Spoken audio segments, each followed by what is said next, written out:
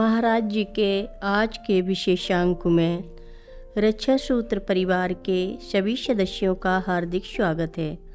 बाबा जी के भक्तों को राम राम। किसी भी स्थान पर ठहरते नहीं थे, इसलिए यह भी निश्चित नहीं रहता था कि अगली बार उनका कब और कहाँ आगमन होगा। मधुमक्खियों के लिए एक छत्ता चाहिए।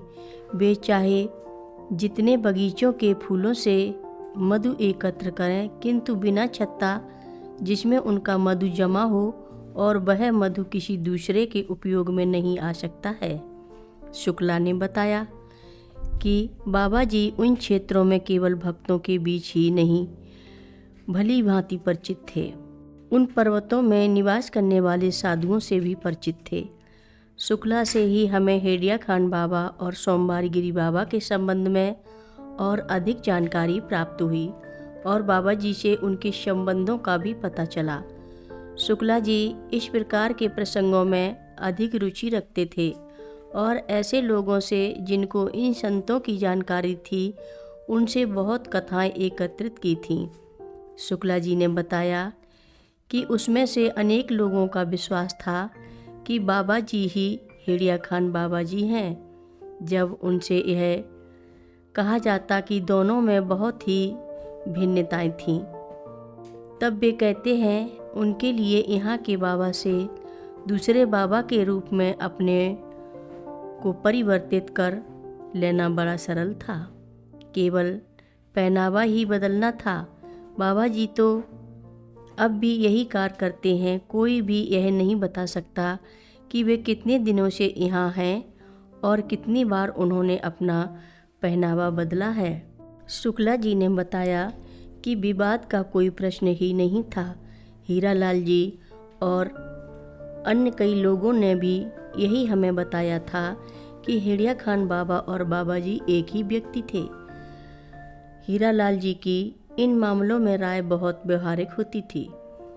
हम इस बात का न सत्यापन किसी से करा सकते हैं और न इस बात को मिथ्या ही कह सकते हैं। अतः यदि आप किसी बात को मिथ्या भी नहीं कह सकते हैं तो उसमें विश्वास कीजिए।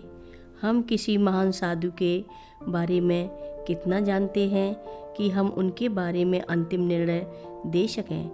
बाबा जी ने स्वयं इस बात पर प्रतिक्रिया नहीं व्यक्त की। वे शांत रहे और यही कहा कि वे महान साधु कोई भी चीज़ और सभी चीज़ें करने के उपरांत शांत रह सकते हैं। यह मेरा भी अनुभव उनके साथ कमरे में बैठकर अथवा उनकी बातें सुनने पर रहा। हरिदास अपने क्रियाशील और उत्साही साथियों के साथ हनुमान घर के आश्रम और मंदिरों की व्यवस्था कर रहे थे। वे पूजा और अन्य धार्मिक कर्म कांडों से भली भांति परिचित थे। वे प्राणायाम और ध्यान जानते थे तथा हठ योग के अनुभवी अभ्यासकर्ता भी थे। पूजा आदि के संग संग वे मूर्तियों की साज सज्जा, आश्रम की दिनों दिन व्यवस्था तथा आश्रम में आने वाले भक्तों की भी देखभाल करते थे। जब से वहाँ कुछ लोग आकर ठहरने लगे, तब उनका कार्य और भी बढ़ गया। जो लोग वहाँ ठहरते थे, उन्हें हठ योग की प्रारंभिक ज्ञान दिया जाता था। अन्य लोगों के अतिरिक्त रामदास 1967 में और लैरी ब्रिलियंट 1964 में यहाँ ठहरे थे। हरिदास कैंची में मंदिर निर्माण में भी बहुत क्रियाशील रहे। वे मंदिर के लिए निर्माण सामग्री खरीदा करते थे। उनके साथी नैनीताल के ही थे और अधिकांश उनके मित्र और साथी थे, इसलिए उनके लिए उनको मंदिर के कार्य में लगा लेना सरलता था।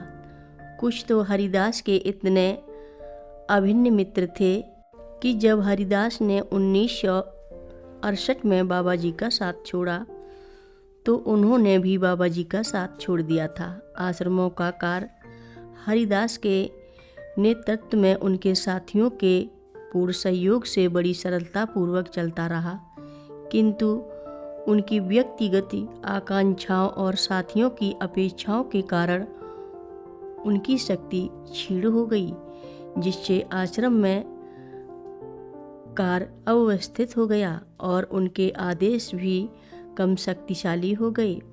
हनुमानगढ़ में पहली बार पहुंचने के बाद से ही शुक्ला हरिदास और उनके सहयोगियों के मित्र बन गए और उनके अनुभवों से लाभ उठाया। हर रोज महाराज जी की कथाएं सुनने के लिए सभी भक्तों का धन्यवाद। सभी भक्त रक्षा सूत्र चैनल को सब्सक्राइब करें, शेयर करें और लाइक करें। घंटी बजाना ना भूलें। कमेंट बॉक्स में लिख भेजें, जय नीव करोरी बाबा जी महाराज। सभी भक्त मिलकर बोलो, नीव करोरी बाबा जी महाराज की जय जय बोलो। सिद्धि माता की जय जय बोलो। जय श्री राम बोलो।